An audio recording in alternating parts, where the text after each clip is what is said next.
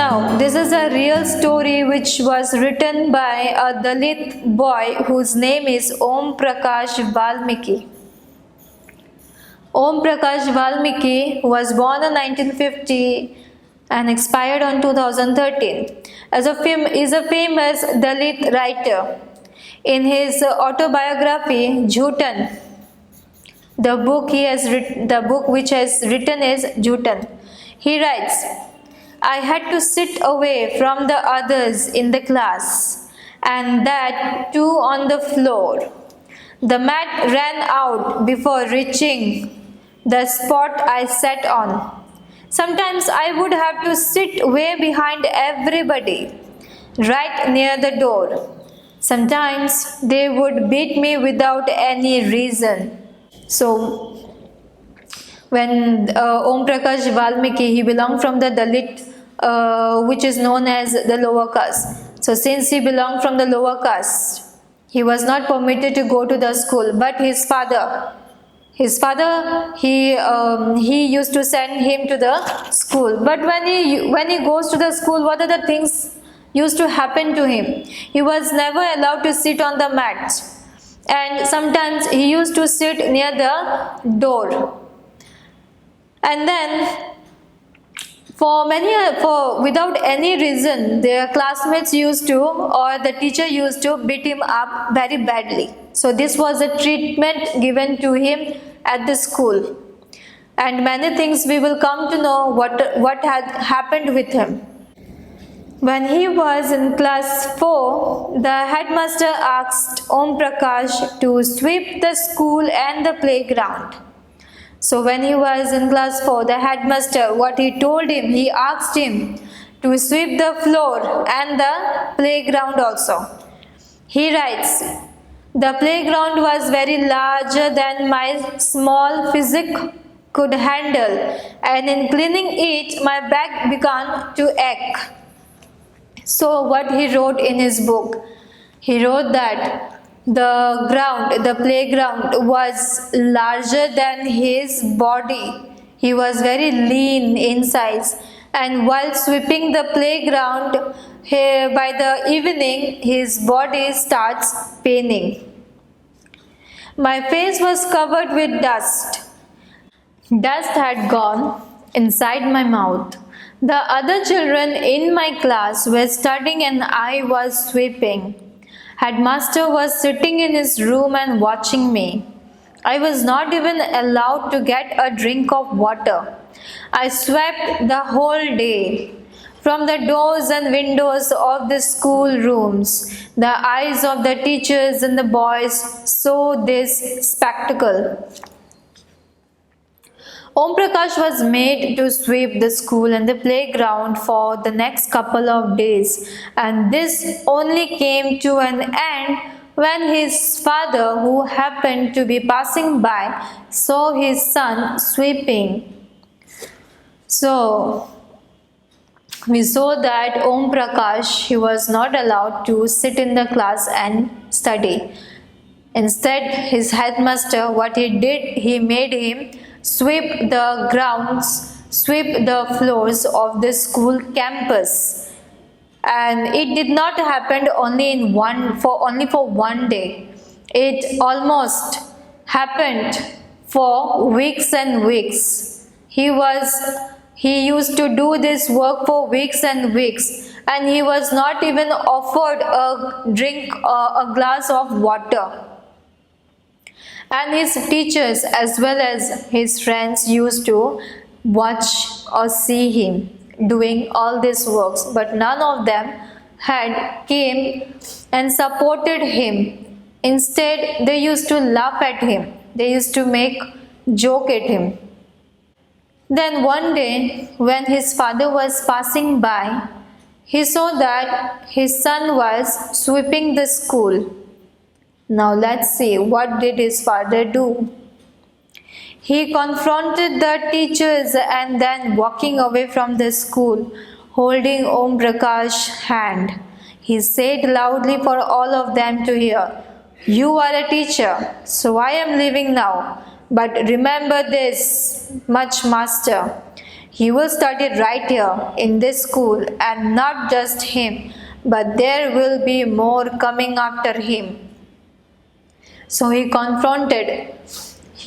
supported his son, and he told to each and every teacher and headmaster that my son will study here itself in this school, and there will be many others who will be coming after him and studying in this school, and that is my promise. Now, this is a book of Om Prakash Valmiki. If you want to know more about him, I want you to at least buy the book and then just go through and know the life of him as well as maybe others also. Next, the second story is based on an incident that took place in one of the India's largest cities and is common practice in most parts of the country. It is a story about Mr. and Mrs. Ansari, who were looking to rent an apartment in the city. They had the money, and so paying the rent was no problem. They went to a property dealer for help to find a place. The dealer informed them that he knew about quite a place apartments that were available for rent. They visited the first apartment, and the Ansaris liked it very much and decided to take it. However, when the landlady found out their names, she made an excuse about how she could not rent the house to someone who ate meat because the building did not have any non-vegetarian residents. Both Ansaris and property dealer were surprised to hear this because they could smell fish being cooked in the neighbor's house. The same excuse was repeated in the second and third apartment. Finally, the property dealer told them that they might want to change their names and call themselves Mr. and Mrs. Kumar. The Ansaris were reluctant to do this and decided to look some more. In the end, it took a whole month of looking at apartments before they found a landlady who was willing to give them a place on rent. So, the story of Mr. and Mrs. Ansari. By reading the name, we can easily find out that they belong from different religion. So, that's why the landlady was not giving them rent. Instead, the property dealer, what he told them to change their surnames as Kumar, but they did not agree. They did not in fact change their names. Why they will change their name? If people doesn't want to give them rent, then it's okay. But why to change their name? Why to change their religion? But at last we saw that they got rent. A landlady who was willing to give them rent. A landlady who was willing to give them rent. So, from this two story, we can easily find out that Om Prakash was ill-treated because of his caste. He belonged from a lower caste which is known as Dalit, which means broken. And the Ansaris, they were not given rent because of their religion. They belong from a Muslim community. That's why they were not given rent. So, the caste system and the religion the religion also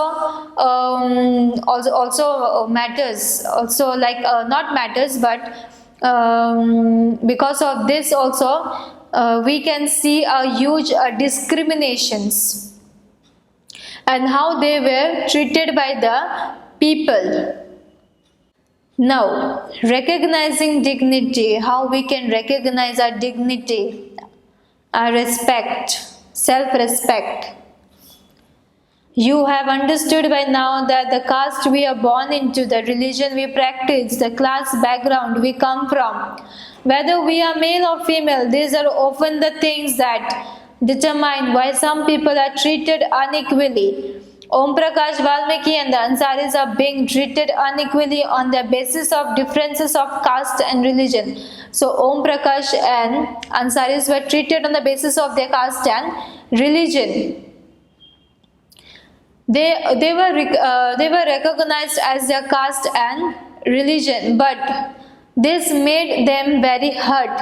Om Prakash was very hurt because he was treated on the basis of caste, and the Ansaris were also very hurt because they were treated on the basis of their religion. Their dignity was hurt, their self-respect was hurt. When persons are treated unequally, their dignity is violated. The dignity of both Om Prakash Valmiki and the Ansaris were violated because of the way in which they were treated. By picking on him and making him sweep the school because of his caste, Om Prakash Valmiki's schoolmates and the teachers hurt his dignity badly and made him feel as if he was less than equal to all other students in the school. Being a child, Om Prakash Valmiki could do very little about the situation that he was in. It was his father who, on seeing his son sweep, felt angry by his unequal treatment and confronted the teachers. The Ansari's dignity was also hurt when persons refused to lease their apartments to them. However, when the property dealer suggested that they change their name, it was their dignity or self-respect that made them refuse their suggestion. Om Prakash and Ansaris do not deserve to be treated like this. They deserve the same respect and dignity as anyone else. So recognizing dignity is very important, and giving them respect is also very important. We should not treat up people on the basis of caste, religion, class, background, etc. We should give respect to each and every people, no matter from where they belong, from which caste they belong, what religion they practice. Each and every person has a right to be treated equally. Now, equality in the Indian democracy. According to the Indian Constitution, Constitution means a document. It means a document where all the rules and regulations are being given to the people and the government to follow. Recognizes every person as equal. This meaning that if every individual in the country, including male and female, persons from all castes, religions, tribes, educational and economic backgrounds are recognized as equal. So according to the Indian Constitution, each and every persons are equal. This is not to say that inequality ceases to exist. It doesn't. But at least in democratic India, the principle of the equality of all persons is recognized. While earlier, no law existed to protect people from discriminating and ill treatment, now there are several that works to see that people are treated with dignity and as equal. Before, there was no law in the Indian Constitution, but after the Indian Constitution made the laws, they always see that the people are treated with dignity as well as equally. The recognitions of equality include some of the following provisions in the constitutions. First, that every person is equal before the law. What this means is that every person, from the president of the government to Kanta, a domestic worker, has to obey the same laws. So, the first law is that each and every person, no matter, a person may be president or a person may be a domestic worker, each and every people has to follow the rules of the Indian constitutions, has to follow and obey the laws. Second, no person can be discriminated against on the basis of their religion, race, caste, place or birth, or whether they are female or male. So the second law was that no people, no matter whether it is a female or male, whether they belong from any religion, caste or they have different shades of color, on they have different body colors, whether the people is black, the white or brown. Each and every person has to follow, each and every person will not be discriminated against or not be treated unequally before the law. Third, every person has access to all public places, including playgrounds, hotels, shops, and markets. So no one will be prohibited to visit any restaurants, to visit any hotels or schools, public places or markets or shops. All persons can use publicly available wells, roads and bathing ghats. Fourth, untouchability has been abolished. Untouchability means lower caste people and higher caste. Higher caste people will not touch the lower caste people, especially the Brahmins. We know Brahmins, they used to practice this untouchable. Means if the people are from lower caste, they will not even touch them. They will not even go visit their house. They will not even drink a glass of water from the lower caste people. So the untouchability was also abolished after the law has begun. The two ways in which the government has tried to implement the equality that is guaranteed in the Constitution is, first, through laws, and second, through government programs or schemes to help disadvantaged communities. So this was the schemes and laws which was initiated by the government and by the Indian Constitution. There are several laws in India that protect every person's right to be treated equally. In addition to laws, the government has also set up several schemes to improve the lives of communities and individuals who have been treated unequally for several centuries. These schemes are to ensure greater opportunity for people who have not had this in the past. So many schemes, government schemes and laws were initiated in order to protect the people from being treated unequally. Government schemes such as a midday meal. Now, what is a midday meal? We will see. One of the steps taken by the government includes the midday meal scheme. This refers to the program introduced in all government elementary schools to provide children with cooked lunch. So the midday meal was initiated by the government in the elementary schools of government so that they will be served cooked food in their lunch. Now, what the benefit they got after they introduced this midday meal scheme? Let us see. Tamil Nadu was the first state in India to introduce this scheme in 2001. So Tamil Nadu was the first state to introduce this midday meal scheme in the year 2001. The Supreme Court asked all the state governments to begin this program in their schools within 6 months. So after the Tamil Nadu has initiated this scheme, the Supreme Court has asked, or we can say has ordered all the other states to begin this program within 6 months. This program has had many positive effects. Now, what are the positive effects after the midday meal scheme was initiated? This includes the fact that more poor children have begun enrolling and regular attending school. So after the midday meal scheme was initiated, enrollment was increased, attendance was also proper. Before, what happened?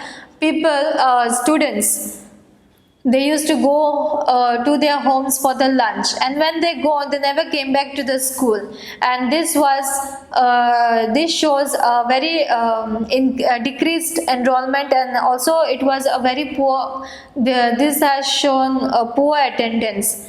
So that's why the midday meal was introduced. And after the midday meal, the children, they sit for the lunch in the school instead of going to their homes, and attendance was also very good. Attendance was very good, and the enrollment it kept on increasing. Poor people poor children, they started coming to the school more and more. So this was a positive effect. Teachers reported that earlier children would often go home for lunch and then not return to school. But now with the midday meal being provided in school, their attendance has improved. Their mothers who earlier had to interrupt their work to feed their children at home during the day now no longer need to do so. This program had also helped reduce caste prejudice because both lower and upper caste children in the school eat this meal together. So the first positive effect, we saw that there was more and more enrollment and attendance was very good. The second positive impact, what we saw that students who also belong from the upper caste, they also sit with the lower caste people and have this meal. So we can see there the discrimination of the caste was eradicated. Dalit women have been employed to cook the meal. So who used to cook the meal? The Dalit women were the lower caste women. The midday meal program also helps reduce the hunger of poor students who often come to school and cannot concentrate because their stomachs are empty. So after the midday meal program, the hunger was also gone because the poor people, they were not able to eat properly, and they, because of hunger also, they were not able to concentrate in their studies. So we can see that this due to this scheme, many positive effects we saw on the students. While government programs play an important role in increasing equality of opportunity, there is much that still needs to be done. While the midday meal program has helped increase the enrollment and attendance of poor children in school, there continues to be a big differences in our country between schools that the rich attend and those that the poor attend. Even today, there are several schools in the country in which Dalit children like Om Prakash Valmiki are discriminated against and treated unequally. These children are forced into unequal situations in which their dignity is not respected. This is because people refuses to think of them as equal even though the law requires it. One of the main reasons for this is that attitudes change very slowly. Even though persons are aware that discrimination is against the law, they continue to treat people unequally on the basis of their caste, religion, disability, economic status, and because they are women. So after the law was passed, even though the law was passed, people, they treated the persons who belong from the lower caste, or if they belong from the other religion. Why? Because they were very people were very pride of their caste, were very they have a very great attitude that I belong from a very higher caste. So that's why I will treat you in this way, because you belong from a lower caste. So they were not afraid of the laws. They are very proud of their class they belong from. It is only when people begin to believe that no other is inferior and that every person deserves to be treated with dignity that present attitudes can change. Establishing equality in a democratic society is a continuous struggle, and one in which individuals as well as various communities in India contribute to, and you will read more about this in this book. So still the establishment of inequality are still, it is a struggle which is still going on. And we have to find different ways in which we can make the people understand that there is no people who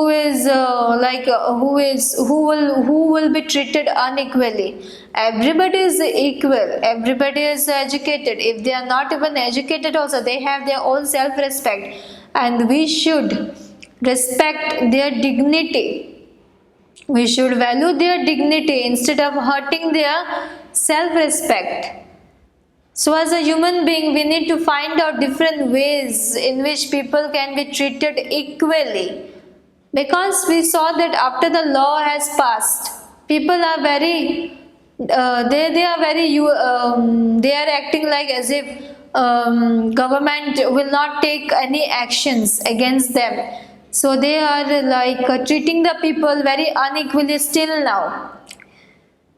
But we can take some actions against the people who still do all these unnecessary acts. Next, here on the side, who is this person? B.R. Ambedkar. So he has written something. It is disgraceful to live at the cost of one's self-respect. Self-respect is the most vital factor in life. Without it, man is a keeper. To live worthily with self-respect, one has to overcome difficulties. It is out of hard and ceaseless struggle alone that one derives strength, confidence, and recognition. Man is mortal. Everyone has to die someday or the other. But one must resolve to lay down one's life in enriching the noble ideals of self-respect and in bettering one's human life. Nothing is more disgraceful for a brave man than to live life devoid of self-respect. So we know that man is mortal. We have to die. We cannot live forever and ever for thousands and thousands of years. So what we have to do? We have to look after the people's self-respect. We should instead support and be a support. And also we must also see that people are not treated unequally. Now, what are the issues of equality in other democracies? You are probably wondering whether India is the only democratic country in which there is inequality and where the struggle for equality continues to exist. The truth is that in many democratic countries around the world, the issue of equality continues to be the key issue around which communities struggle. India is not only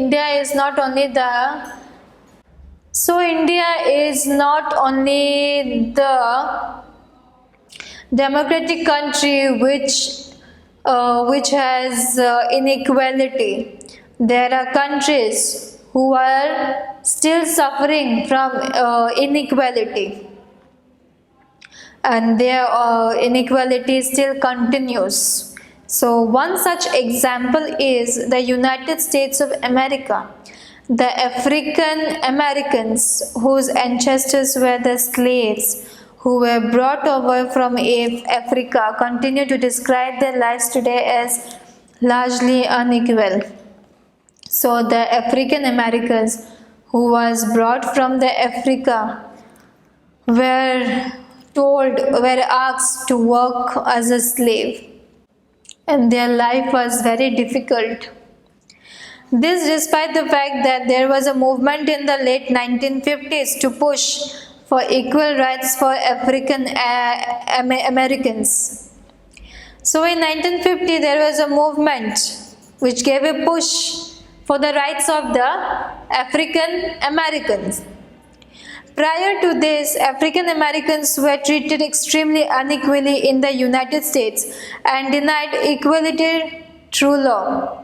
So before the movement was taken, the African Americans were treated unequally. They were not allowed they were not allowed to study in schools just like India, and there was not even any law for in order to abolish this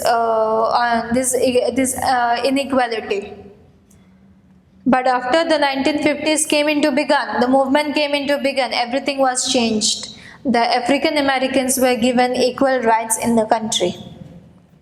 For example, when traveling by bus, either they had to sit at the back of the bus or get up from their seat whenever a white person wished to sit. Rosa Parks was an African American woman. Tired from a long day at work, she refused to give up her seat on a bus to a white man on 1st December 1955. So Rosa Parks was an African American woman. So after a long day work, when she sat on the bus, she refused to give her seat to a white man, and this incident took place on 1st of December 1955. Before, whenever an African American used to sit in the bus, whenever when they see a white man or woman inside the bus, they have to leave the seat and offer the seat to the white means the Americans. But one day Rosa Parks, she refused to give her seat to a white man. Her refusal that day started a huge agitations against the unequal ways in which African Americans were treated, and which came to be known as the Civil Rights Movement. So this movement was named as Civil Rights Movement, which was taken after Rosa Parks, an American woman, refused to give her seat on the bus to a white man. Then the African American people, they started protesting against this. And that movement is named as the Civil Rights Movement. The Civil Rights Act of 1964 prohibited discriminations on the basis of race, religion, or national origin. It also stands that all schools would be open to African American children, and that they would no longer have to attend separate schools specially set up for them. However, despite this, a majority of African Americans continue to be among the poorest in the country. Most African American children can only afford to attend government schools, that they have fewer facilities and poorly qualified teachers as compared to white students, who either go to private schools or live in areas where the government schools are as highly rated as private schools. Now in the Article 15, some of the rules initiated of the Indian Constitutions. Prohibition of discriminations on grounds of religion, race, caste, sex, or place of birth. The state shall not discriminate against any citizens on grounds only of religion, race, caste, sex, place of birth, or any of them. Second, no citizen shall, on grounds only of religion, race, caste, sex, place of birth, or any of them, be subject to any disability, liability, restrictions, or conditions with regards to access to shops, public restaurants, hotels, and places of public entertainment, or the use of wells, tanks, bathing ghats, roads, and places of public resort maintained wholly or partly out of state funds or dedicated to the use of the general public. So this was the rules on the Article 15. Now, challenge of democracy. It is a big challenge. Unless and until we don't abolish inequality from our country, we can't say that our country is completely a democratic country. So we have to take steps in order to abolish inequality from our country. Now this was the chapter. I hope so you must have understood, and you will keep in mind that no person is unequal. Everybody is equal. Despite of everybody is equal in the eyes of law, and we must treat each and every person equally. So this was it. I hope so you have understood the chapter. So we will meet in the next chapter. Till then, take care and thank you.